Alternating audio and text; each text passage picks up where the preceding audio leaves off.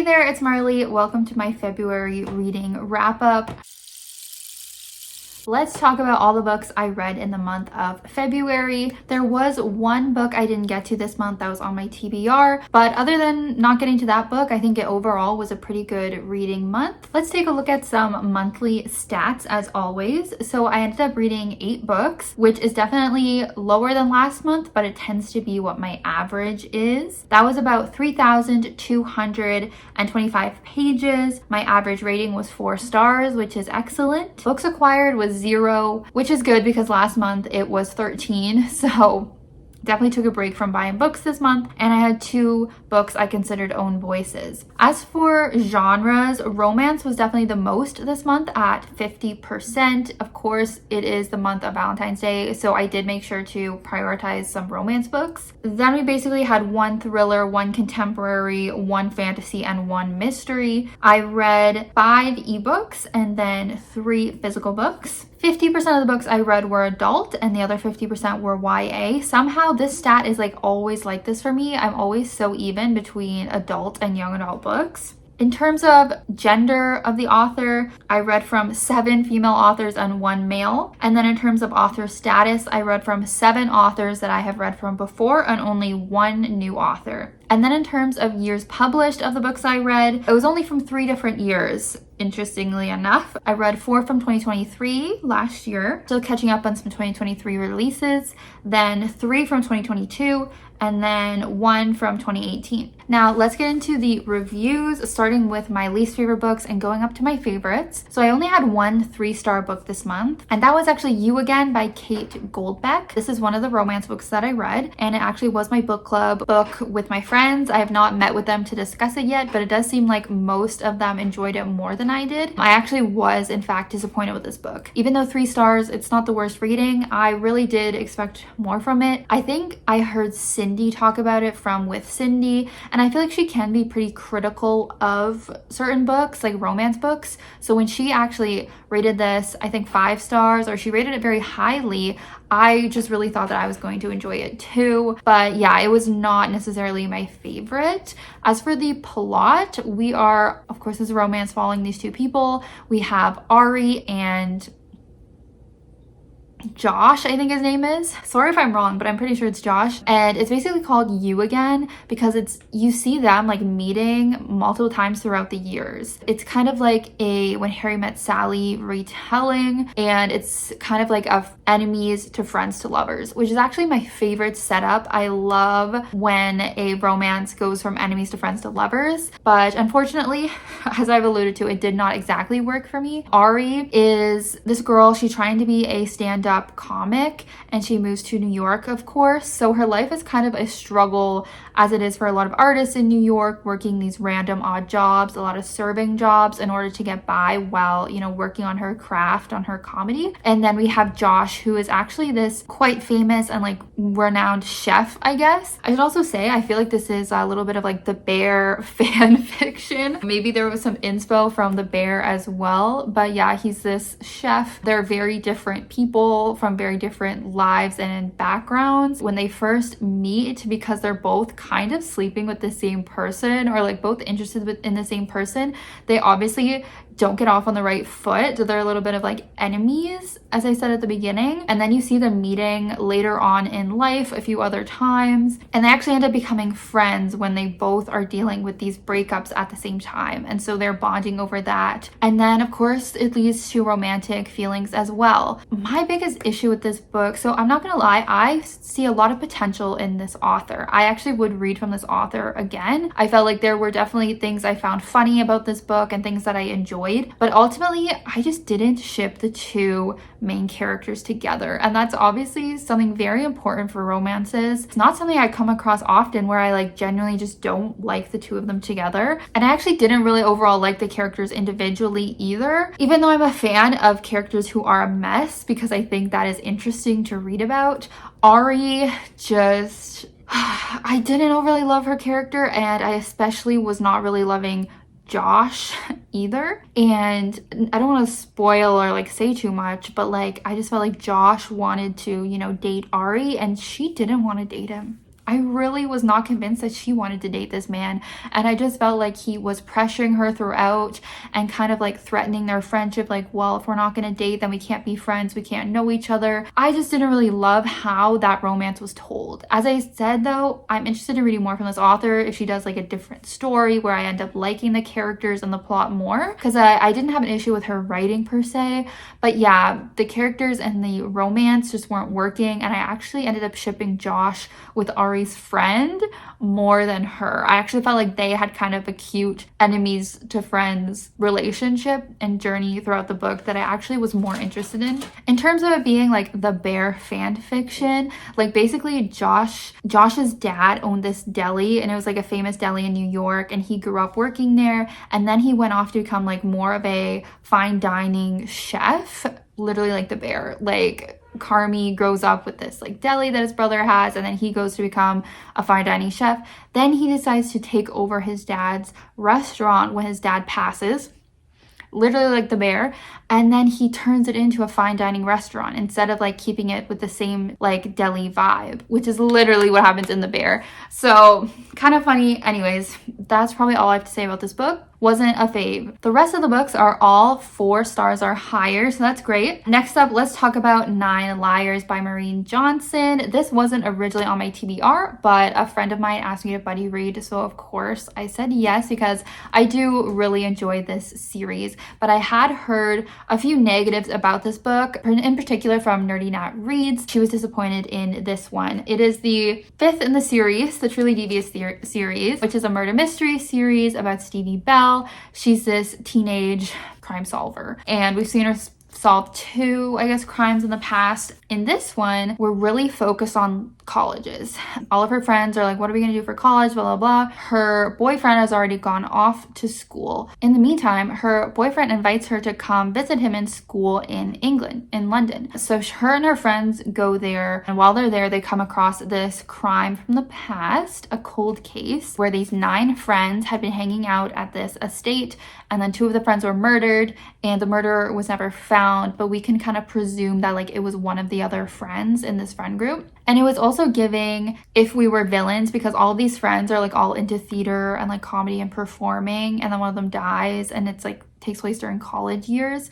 So it definitely reminded me of If We Were Villains, and I was at the beginning very interested in the mystery and in the flashbacks we were getting, and I was not as much interested in her present day, because the pacing in this is maybe not the best. Like, I think it took half the book before Stevie actually started investigating the murder from the past. All the rest of it is, you know, lead up. We're seeing her with her friends, her with her boyfriend David. There's like drama within her friends, there's drama with David. They're touring, you know, around London. And at first I liked the descriptions of London because I went there last year and it was a really great trip, and it was kind of reminding me of my trip, making me nostalgic, whatever.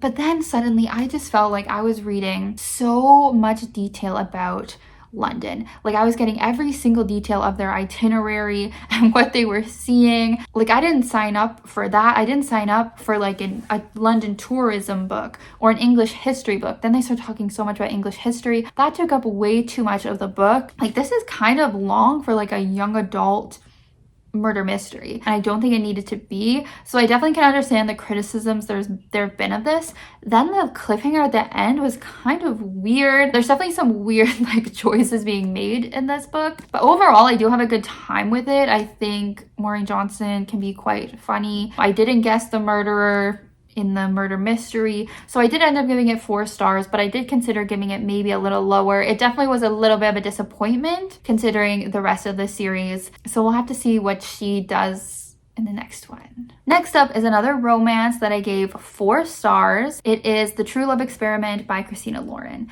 and I actually read this for a romance reading blog. I read 3 romances in it, so I'll link that below so you can go check it out. It actually got like the least amount of views that one of my videos has gotten in a while. So if you missed it, definitely go check it out to see my like in real time thoughts on some romances. But anyways, I did obviously overall enjoy this one. It is a follow-up to The Soulmate Equation. Is that the title? And I didn't really like that book that much, but my favorite character from it was the best friend sidekick Fizzy. And now this is Fizzy's book, and it's her romance story. She is a really fun character. She's really funny, charming, quick-witted, that kind of thing. That's why I loved her in the first one. And she still stays that way in this one. She is a romance author who's kind of in a reading slump, and she's also in a real life kind of romance slump. Like, none of her relationships have worked out, and by now I think she's in like her later 30s. So she's getting a little bit depressed about that, and it's affecting her writing. She hasn't been able to write a book in a while. Then she gets approached by this TV producer. His name is Connor, and he normally works on like these, I think, environmental documentaries, like more like serious stuff,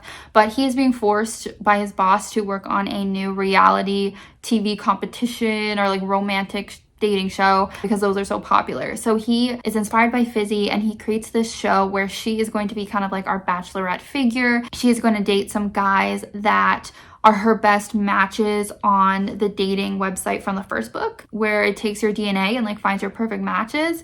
And then the audience is going to vote on who they want her to be with. Instead of her eliminating people, it's the audience eliminating people.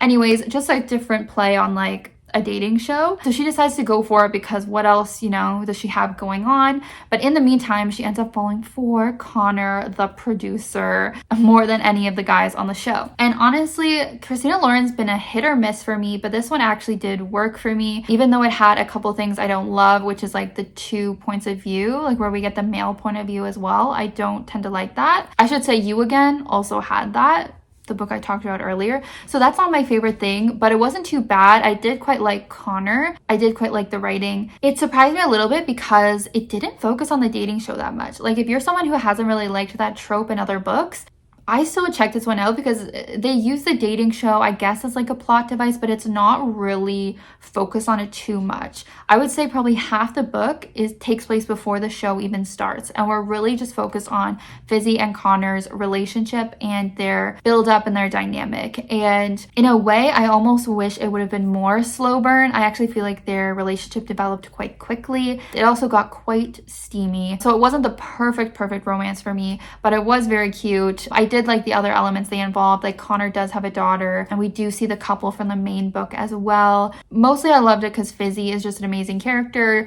and I thought her relationship with Connor was really cute. So I haven't heard too many people talk about this one, so if you've missed it for some reason, I would add it to your TBR. All right, then we have All of Our Demise by Amanda Foody and C.L. Herman. So this is the second book and final book in the All of Us Villains duology. Not gonna lie, I was a little worried going into this one because although I enjoyed the first book and gave it 4 stars, in the meantime, I read a different book from Amanda Foody that she wrote on her own, and it disappointed me, and it ended up on my worst books of the year list. So I was a little bit like, I'm a little worried about this, but actually, I really loved this book, and I also give it 4 stars. I feel like maybe I enjoyed it even a little more than the first one, but it's hard to totally remember because that was a year ago. Anyways, this is a young adult fantasy series, and it's about like a magical competition where there has been this curse on these 7 families, and every 20 years they each have to put forward a champion who's also kind of like a sacrifice to compete in this competition to win high magic. Everyone in this world has like basic magic or whatever, like regular magic, but whichever family wins gets access to high magic for the 20 years until the next competition. And it's a competition to the death, so that's why it's like a sacrifice from all the families. So we are following one of these competitions. We have points of view from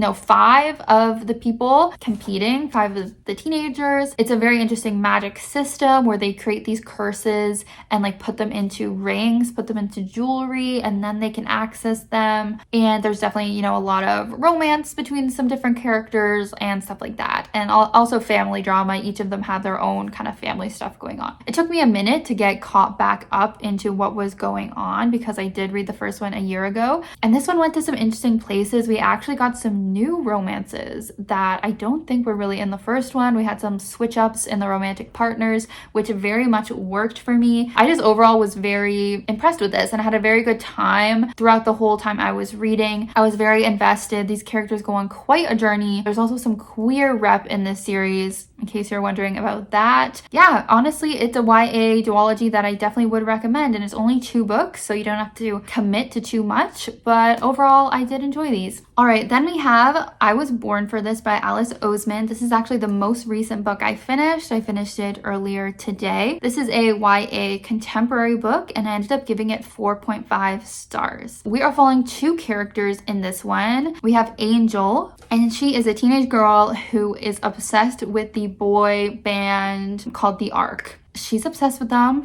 They are the reason she lives. They're her reason for happiness. She is going to visit her friend, her online friend, for the first time, and they're going to spend the week together and then go see the Ark concert. So we have her storyline. Then we are following Jimmy, who is one of the 3 members of the Ark, along with Rowan and Alistair, who are his 2 friends. It's a similar story to something like One Direction, 5 Seconds of Summer. I guess their story is more similar to 5 Seconds of Summer because they were all friends in high school and then started this band, and then they blew up from their YouTube videos. And they're kind of the typical boy band. Girls are obsessed. They're from the UK, so they're trying to kind of make their big break over in America. But Jimmy in particular has an anxiety disorder, and as the fame is ramping up, he's really struggling with it. In particular because, you know, there's photos shared of them, people that touch them. He's worried that people, like their obsessed fans, are going to sneak into his house and all this stuff, especially because the fans ship him and Rowan, which reminded me of how, you know, fans shipped Harry and Louis back in One Direction days. That's my reference, as I don't really get that into too many bands. Back in the day, I was very much into One Direction and Larry, but that's really the only boy band I've gotten like that for. But yeah, people ship him with his friend Rowan, but they're just friends. So it was very interesting seeing the contrast of like Angel's point of view and how she was so obsessed with them and they were her life and she felt like she knew them so well, and then seeing Jimmy's point of view where he's honestly disturbed by a lot of the fans' behaviors and he feels like they don't know him and they have all these misconceptions about his relationship with Rowan and all these other things. So as someone who grew up as a fangirl, I had some different experiences than what Angel has. As I said, I was not really as into bands. I was more into TV shows and fictional characters rather than like real people. But it was still interesting to read about some like relatable nostalgicness with Angel's character, and then also hearing from Jimmy. And then their paths do end up crossing,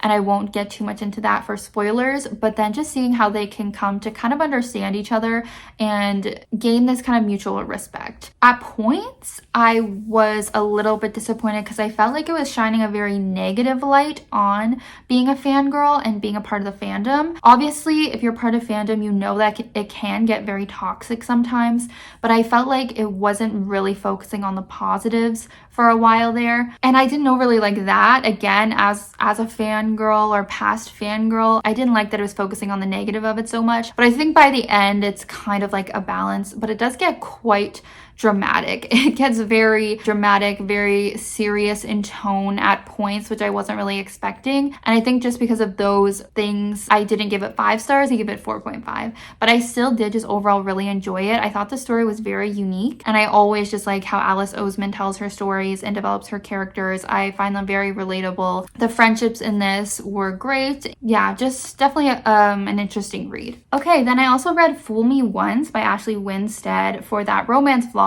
Feels like a while ago now that I read this, but I know that I really, really enjoyed it. I gave it 4.5 stars. It was almost a perfect romance for me. So we have our main character, Lee, and it's only from her point of view, not from the guy's point of view, which is my preference. But she is working as like a communications professional, and she really wants to get more into politics, and she's very passionate about like the environment. So she's trying to work on this project to get this bill passed that will help with the environment, blah, blah, blah. We don't have to get into it. But she finds out she's going to be working with this man called Ben, who she dated in college or during her master's. They did date. She broke his heart. She cheated on him. So it's a little bit of like an enemies to lovers in a way, because they obviously are not really getting along at the beginning because of this past that they had, this history. It's also a second chance romance as well, obviously. So they start working on this bill together. They have kind of this competition of like who can do the best job at this job. So it's like they're working against each other, but also together. I was a little bit worried about the political aspects of this, but actually I don't think you have to be worried. Like, it's just a part of the plot. It's there, but it's not totally the main focus. The main focus is definitely the relationship between Lee and Ben, and I absolutely loved it. I love their dynamic. Lee is such a mess. Obviously, there's a lot of trauma and issues that she has, especially around cheating and adultery. If that's a trigger for you, I think I said this in my vlog, like, it does focus on it a lot, and I could see why maybe some people like couldn't get past it, like the fact that Lee cheated on Ben in the past. But you come to understand Lee's character and how like her dad cheated on her mom, like she was cheated on multiple times, like she has so many issues that led to her behaviors that she's had, and we see a lot of, you know, growth from her and stuff. But I thought this book was so good, so funny, loved the chemistry between the characters, just really worked for me. And that's why I said in that vlog, I think I'm getting into my romance era, because I feel like I'm enjoying so many more romances now than I normally used to. And I don't know if it's because I'm just picking ones that are really good because I know my taste and I know the authors I like, or if I'm just generally getting more into romance. I don't know, but I had a really fun time with this book and with that whole reading blog. Speaking of that reading blog, the last romance I read for it was Check and Mate by Hazelwood, and I also gave it 4.5 stars. I loved it. Technically, this is a young adult romance, but I think there's been a lot of discussions about this and if it should be called that, but I haven't watched people's videos about that yet. I think it could be considered new adult, as our main character is 18. Her name is Mallory. She used to play chess. She used to be very into chess, and then she stops for kind of a mysterious reason, but then her friend kind of drags her along to this chess tournament, and she plays for the first time in years, and she ends up playing against the #1 world chess champion named Nolan Sawyer, and she ends up beating him. That is the romance. Of course, he is super intrigued by her having beat him, which no one really is able to since he's the champion, and so people are trying to convince her to pursue chess as a profession again, but she's hesitant because we know she has some sort of trauma with it, some reason she stopped playing.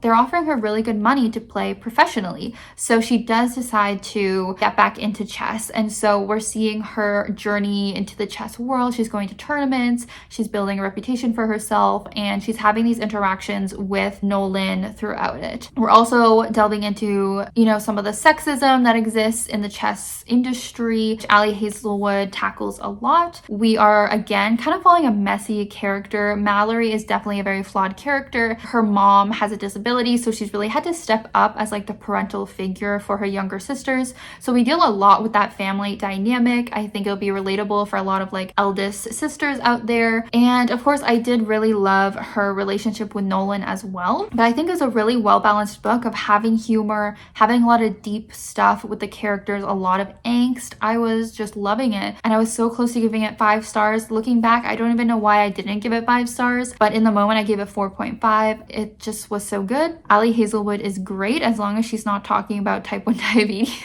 So yeah, I highly recommend this if you haven't checked it out yet. It was great. And finally, we had my 1 5-star book of the month, and it was The Last Word by Taylor Adams. Last month, I read No Exit by him, and I loved it.